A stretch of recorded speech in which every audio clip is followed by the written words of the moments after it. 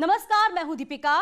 खबर 1 मिनट में आपका बेहद स्वागत है। अगले आधे घंटे में हम आपको दिखाएंगे दिन भर की हर बड़ी खबर, उसका पूरा विश्लेषण, वो भी सिर्फ 1 मिनट में।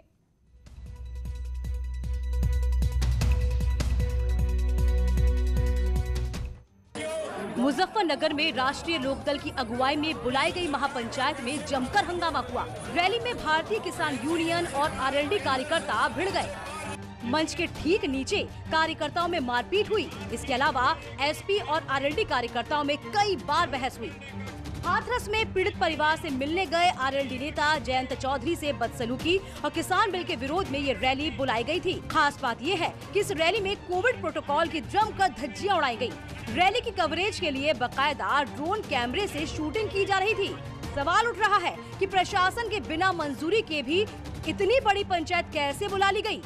रैली में कई खाप मुखिया के साथ समाजवादी पार्टी के पूर्व सांसद धर्मेंद्र यादव, कांग्रेस सांसद दीपेंद्र हुड्डा, जनता दल एसके सांसद पी रेवन्ना और अभय चौटाला समेत दिल्ली, हरियाणा और राजस्थान के कई बड़े नेता शामिल हुए। हाथरस कांड में दंगे की साजिश का खुलासा होने के बाद से सीएम योगी विपक्षी दलों पर लगातार हमलावर हैं। उपचुनाव को लेकर बूथ कार्यकर्ताओं से संवाद के दौरान योगी ने कहा कि दंगा विपक्ष की रग रग में बसा है। पश्चिमी यूपी के लोग मुजफ्फरनगर का दंगा भूले नहीं हैं। और ये दंगा इनकी रग रग में बसा है। जाति के नाम पर लड़ा करके, शोषण करके, भ्रष्टाचार फैला करके दंगाइयों को कैसे लोग प्रश्रय देते हैं। मुजफ्फरनगर का दंगा मुझे लगता है कि पश्चिमी उत्तर प्रदेश के लोग नहीं भूले होंगे। दंगा परस्त कहे जाने पर कांग्रेस ने तीखी प्रतिक्रिया दी। कांग्रेस के राष्ट्रीय प्रवक्ता ने कहा कि विपक्ष अगर आवाज उठाता है तो उसे साजिश का हिस्सा बता दिया जाता है। लाशों की राजनीति करने के योगी के आरोप हाथरस की बेटी के साथ घिनौना मजाक है। वो जो कर रहे हो उनको करने दिया जाए और कोई आवाज उठाए तो उसको किसी कॉन्स्पिरेसी का हिस्सा बता दिया जाए। तो ये कहना कि विपक्ष लाशों की राजनीति खेल रहा है, इससे घिनौना मजाक हाथरस की उस बेटी के साथ नहीं हो सकता जो योगी आदित्यनाथ कर रहे हैं। हाथरस केस में न्यूज 18 ने आपको पहले ही बता दिया था कि आरोपी संदीप पीड़ित परिवार के संपर्क में था। अब न्यूज 18 करने जा रहा है एक और विस्फोटक खुलासा। मामले में आरोपी संदीप ने हाथरस के एसपी को चिट्ठी लिखी। इस चिट्ठी में संदीप ने कई सनसनीखेज दावे किए। संदीप ने चिट्ठी में लिखा, पीड़ित परिवार से मेरी दोस्ती थी, पीड़ित लड़की भी मेरी दोस्त थी, लड़की के परिवार को हमारी दोस्ती पसंद नहीं थी। इस बात को लेकर पीड़ित के घर पर मारपीट हुई। हमें जानबूझकर केस में फंसाया गया। इस एंगल से मामले की जांच की जानी चाहिए। हम निर्दोष हैं, हमारे खिलाफ साजिश की गई है। इस चिट्ठी में संदीप ने कई सनसनीखेज दावे किए। इन दावों से मामले में बड़ा यू टर्न आ सकता है। संदीप के मुताबिक रेप जैसी कोई वारदात नहीं हुई और पीड़िता के परिवार ने ही पीड़िता के साथ मारपीट की है, जिससे उसकी हालत खराब हो गई। हाथरस कांड के मुख्य आरोपी ने लेटर लिखकर मामले में साजिश की बात कहने के बाद अब परिजनों ने जान का खतरा बताया है। आरोपी रामू की भाभी ने जेल में बंद आरोपियों की जान को खतरा बताया है। भाभी ने कहा कि जेल में हमारे बच्चे सुरक्षित नहीं हैं, उन्हें सुरक्षा मिलनी चाहिए। परसों जेल में मिले हमारे बच्चे, हमारे बालकन को यो कहता है जेल में बच्चा सेफ रहता है, हमारे बच्चों को जेल में खतरा है। जब वो यहाँ सब काम करवा रहे तो वो जेल में करवा रहे। आरोपियों के परिजनों ने दावा किया है कि उनके बच्चों को फंसाया जा रहा है। वो किसी भी तरह की जांच के लिए तैयार हैं। अगर जांच एजेंसी उनका और उनके बच्चों का नार्को टेस्ट कराना चाहती है तो हम तैयार हैं। उधर पीड़ित परिवार ने इलाहाबाद हाईकोर्ट में याचिका दायर कर लोगों से मिलने जुलने की पूरी छूट और अपनी बात खुलकर रखे जाने की मांग की। उसके बारे में न्यायालय के बारे में हमें कुछ नहीं जानते। हमें न ऑफिस के बारे में न पढ़े लिखे न कुछ नहीं जानते। हमें खाली इतना जानते कि न्याय चाहिए पीड़िता को, हमको हमारे जो साथ हुआ हमें अगली बहन बेटी के लिए आगे न हो। हाथरस कांड की जांच कर रही स्पेशल इन्वेस्टिगेशन यानी एसआईटी ने बुलगढ़ी गांव के 40 लोगों को पूछताछ का नोटिस दिया है। पीड़िता के परिवार के बयान दर्ज करने के बाद अब एसआईटी गांव के लोगों के बयान दर्ज करेगी। पुलिस लाइन के प्रशासनिक भवन में गांव वालों को बुलाया गया है। माना जा रहा है कि एसआईटी उनसे वारदात के दिन के बारे में जानकारी लेगी, साथ ही दोनों परिवारों के बीच के संबंधों पर सवाल करेगी। आज पुलिस ने इस केस से जुड़े पुलिसकर्मियों के बयान दर्ज किए। माना जा रहा है कि कल से गांव वाले एसआईटी के पास आकर अपने बयान दर्ज कराएंगे। मुख्यमंत्री के आदेश पर एसआईटी जांच की समय सीमा 10 दिन के लिए बढ़ा दी गई थी। एसआईटी हत्या और हॉरर किलिंग दोनों एंगल से मामले की जांच कर रही है। हाथरस केस में लगातार ऑडियो वीडियो वायरल हो रही हैं, जिन पर एसआईटी की पूरी नजर है। बुलंदशहर में सड़क पर गाड़ियों के बीच अनोखी घोड़ा गाड़ी रेस देखी गई। नेशनल हाईवे 91 पर 2 घोड़ा गाड़ी के बीच हुई रेस का वीडियो सोशल मीडिया पर वायरल हो रहा है। वीर खेकड़ा गांव से चंदेरू गांव के बीच हुई घोड़ा गाड़ी रेस का ये वीडियो सुबह का बताया जा रहा है। हैरानी की बात यह है कि इस घोड़ा गाड़ी रेस के दौरान लाखों का सट्टा लगाया गया, यानी कई लोगों ने दोनों घोड़ा गाड़ियों की हार जीत पर लाखों रुपए दांव पर लगाए थे। आप देख सकते हैं कि इस वीडियो में सड़क पर कैसे घोड़ा गाड़ी रेस हो रही है और बाइक पर कई लोग इन दोनों घोड़ा गाड़ियों के पीछे पीछे भाग रहे हैं। बीच सड़क पर बिना किसी मंजूरी के जिस तरह से खतरनाक खेल खेला गया, इस पर कई सवाल भी खड़े हो रहे हैं। इस रेस में कई लोग घायल भी हो सकते थे। इतना ही नहीं, इस खतरनाक रेस में बेजुबान घोड़े भी चोटिल हो सकते थे। सवाल है कि अगर इस दौरान सड़क पर चल रहे कुछ लोग हादसे का शिकार हो जाते तो इसका जिम्मेदार कौन होता। आज इंडियन एयरफोर्स ने अपना 88वां स्थापना दिवस मनाया। इस मौके पर हिंडन एयरबेस समेत कई एयरफोर्स स्टेशन पर एयर शो का आयोजन किया गया, लेकिन एयरफोर्स के बेड़े में पहली बार शामिल राफेल ही आकर्षण का केंद्र रहा। जब रफाल ने आसमान में करतब दिखाए तो देशवासियों का सीना गर्व से चौड़ा हो गया। वहीं सूर्य किरण और सारंग टीम ने भी अजब गजब कलाबाजियां दिखाई। हिंडन एयरबेस में 19 फाइटर जेट, 7 मालवाहक एयरक्राफ्ट समेत कुल 56 एयरक्राफ्ट ने हवा में शानदार प्रदर्शन किया। इसके साथ ही जयगुआर, सुखोई और तेजस जैसे लड़ाकू विमानों ने भी अपनी क्षमता दिखाकर हमें गौरवान्वित किया। इस दौरान एयरफोर्स चीफ के साथ नेवी और आर्मी चीफ भी मौजूद रहे। एयरफोर्स डे के मौके पर पीएम मोदी ने एक वीडियो के जरिए वायुसेना के शौर्य को याद किया, तो वहीं सीएम योगी ने भी ट्वीट कर एयरफोर्स डे पर बधाई दी। उन्होंने लिखा, नभ परशम दीप्तम, शौर्य, समर्पण, दक्षता और पराक्रम का प्रतीक, नभ प्रहरी, शत्रु नाशक, राष्ट्र रक्षक इंडियन एयरफोर्स के सभी वायुवीरों को हार्दिक शुभकामनाएं। आगरा में एयरफोर्स का पैराशूट हादसे का शिकार हो गया। जिप्सी लेकर जा रहा एयरफोर्स का पैराशूट तालाब में गिर गया। घटना खलौआ गांव की है। दरअसल विमान से पैराशूट से बांधकर जिप्सी उतारने की ट्रेनिंग चल रही थी, लेकिन हवा के साथ गलत दिशा में पैराशूट चला गया, जिसके चलते यह हादसा हुआ। हादसे के बाद मौके पर लोगों की भारी भीड़ जमा हो गई। कई लोगों ने रेस्क्यू ऑपरेशन में प्रशासन की मदद की। आगरा के मलपुरा में एयरफोर्स का ट्रेनिंग सेंटर है और आज सुबह ट्रेनिंग के दौरान पैराशूट तालाब में गिर गया। कई घंटों की मशक्कत के बाद जिप्सी और पैराशूट को तालाब से बाहर निकाला जा सका। गनीमत रही कि हादसे में कोई हताहत नहीं हुआ। मौके पर पहुंचे एयरफोर्स के अफसरों ने मामले में कुछ भी बोलने से इनकार किया है।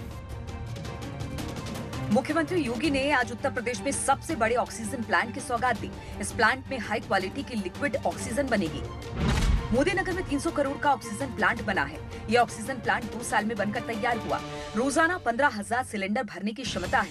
हॉस्पिटल में ऑक्सीजन की कमी दूर होगी। कोविड हॉस्पिटल में ऑक्सीजन की पर्याप्त मात्रा रहेगी। ऑक्सीजन सप्लाई और बेहतर करने की सरकार की कवायद।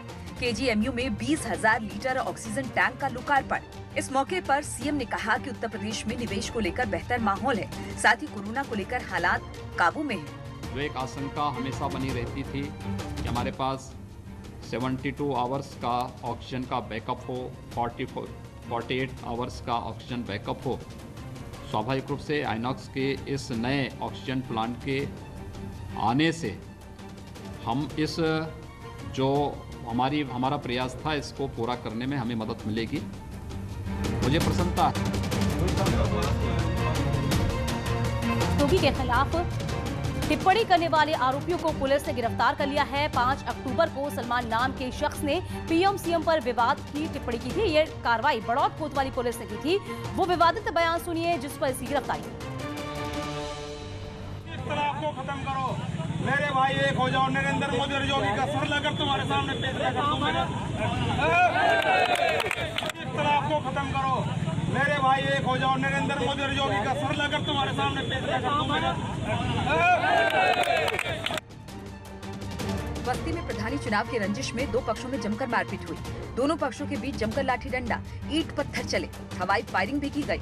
मारपीट की इस घटना में दोनों पक्षों के 18 लोग जख्मी हुए, जिनका अस्पताल में इलाज चल रहा है। बवाल में दोनों पक्षों की 1 दर्जन से ज्यादा गाड़ी, बाइक और जेसीबी मशीन भी क्षतिग्रस्त हो गयी। एक तरफ से काली प्रसाद है और दूसरी तरफ से प्रधान पति है काली प्रसाद और एक उनके ही पटीदार हैं उदयवान सिंह। इन दोनों पक्षों के बीच में 6 तारीख को झगड़ा हुआ था, जिसमें एक तरफ से 10-12 लोगों को 12 लोगों का और एक तरफ से 4 लोगों को 151 की कार्रवाई इनके विरुद्ध कल की गई थी। विवाद वर्तमान प्रधान और पूर्व प्रधान के पक्ष में हुआ। बताया जा रहा है कि पूर्व प्रधान ने प्रधान निधि में दुरुपयोग का आरोप लगाया था और इसकी जांच करने अधिकारी पहुंचे। इसके बाद दोनों पक्ष आमने सामने आ गए। बवाल के बाद गांव में भारी पुलिस फोर्स को तैनात कर दिया गया। उत्तर प्रदेश में जैसे जैसे प्रधानी के चुनाव नजदीक आते जा रहे हैं, वर्चस्व की लड़ाई बढ़ने लगी है। उत्तर प्रदेश में अपराधियों की संपत्ति को जब्त करने की कार्रवाई जारी है। गैंगस्टर एक्ट में लखनऊ पुलिस की सबसे बड़ी कार्रवाई की है।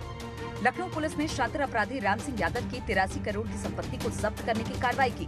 पुलिस ने लखनऊ में मकान, बैंक खाते, जमीन, फार्म हाउस और एलडीए प्लॉट जब्त किए हैं। डिफेंस एक्सपो की जमीन पर भी राम सिंह यादव का कब्जा कर रखा था। उस पर 25 से ज्यादा मामले दर्ज हैं, जिसमें हत्या, लूट, डकैती और रेप शामिल है। राम सिंह यादव ये चिरैया बाग पीजीआई का रहने वाला है।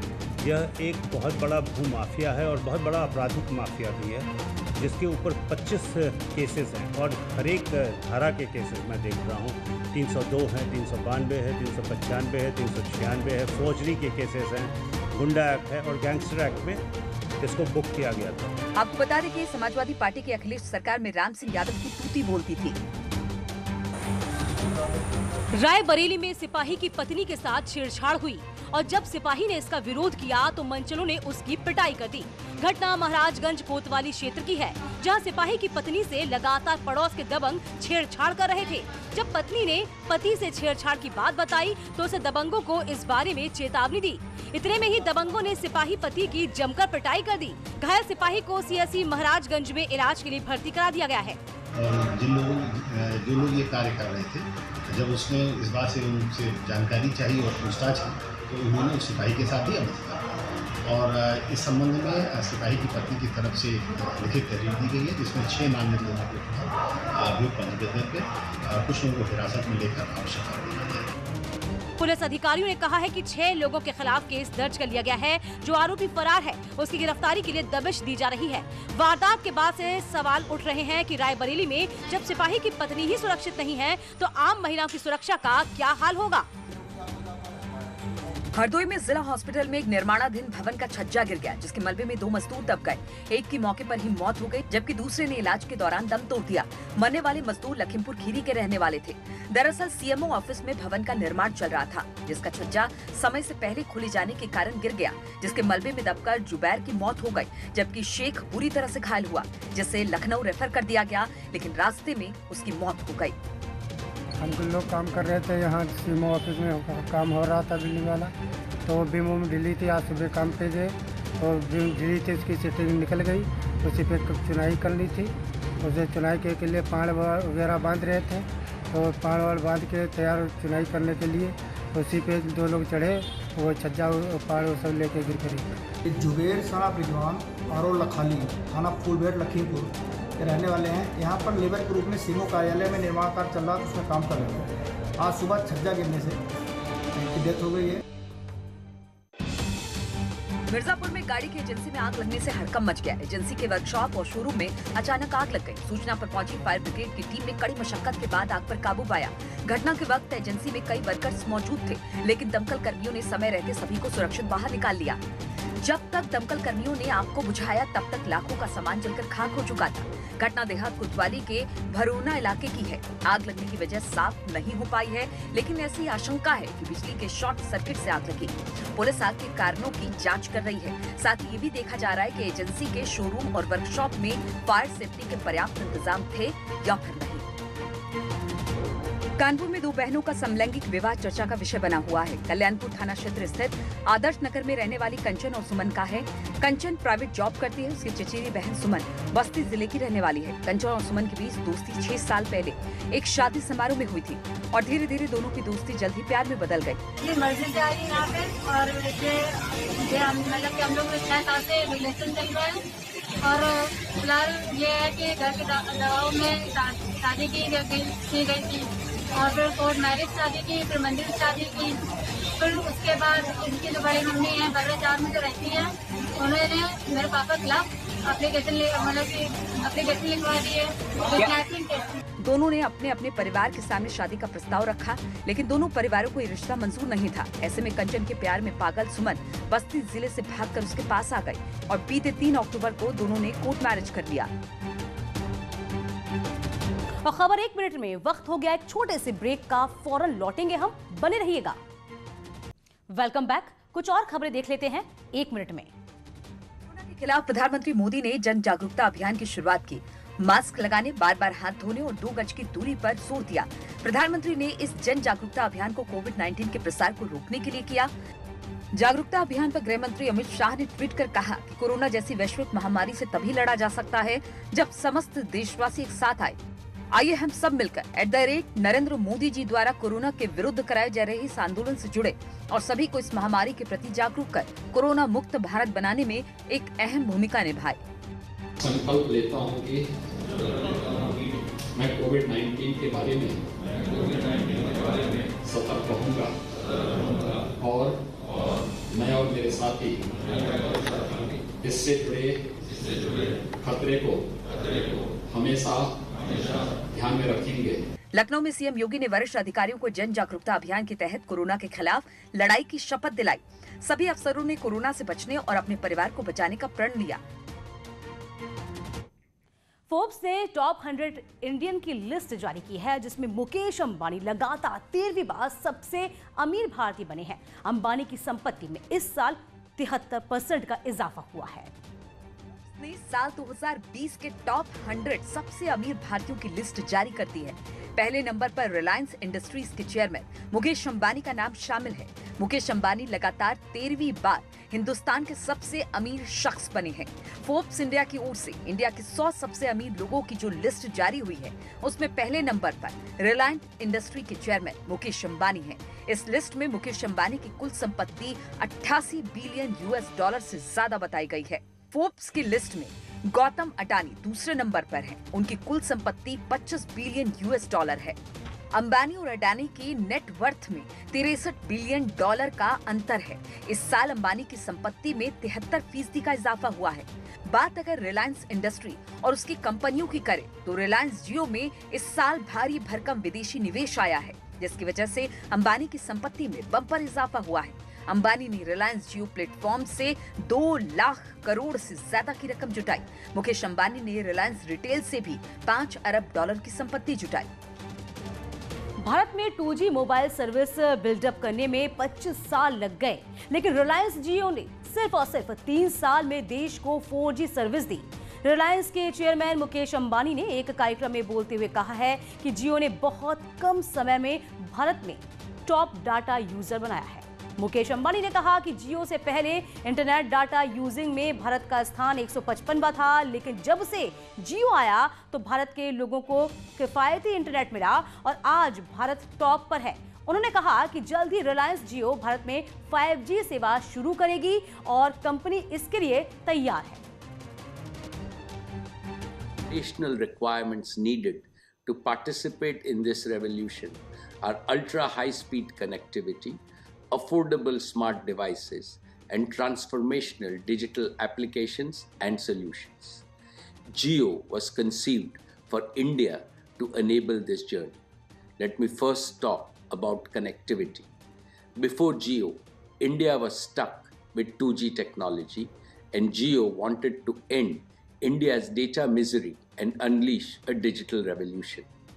We built a world-class, all-IP, future-proof digital network that delivers the highest speed and the best coverage across India. While it took 25 years for the Indian telecom industry to build its 2G network, Jio built its 4G network only in 3 years. रात 10 बजे हम फिर हाजिर होंगे खबर 1 minute में तमाम खास खबरों को लेकर। फिलहाल वक्त एक छोटे से ब्रेक का। ब्रेक के उस पार भी खबरों का सिलसिला लगातार जारी।